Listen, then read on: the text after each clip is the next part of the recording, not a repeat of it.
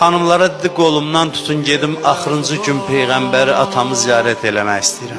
Yazırlar evindən, oranı ziyarət eləyənlər görüb də xanım Zəhran evindən məzarına gedənəcən neçə yerdə oturdu. Dedi, Diyanım mən oturum, hərəkət eləyə bilmirəm, taqətim yoxdur. Qabırğanın ağrısı pis olur deyirlər, nəfəs almaq olmur. Gəldi Peyğəmbərin məzarının üstünə. Ata gücüm tükənib dayım. Dayı qüvvətim qalmadı. Nə dil yarası vururlar. Ata bilirsən mənə nə dillər? Dillər Beytulmaldan oğurluq eləyirsən.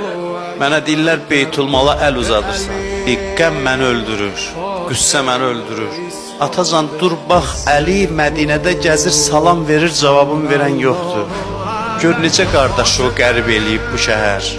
Zeynəb deyir, anam məsciddən qayıtdı. Gördüm üzü qibliyə dayanıb dua eləməyə. Əllərim duaya qaldırdı.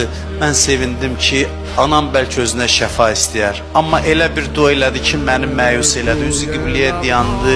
Dedi, göstərdi atam əlini. İlahi, sən and verirəm o dizlərini qucaqlayıb oturan qərib, məzlum Əlinin haqqına.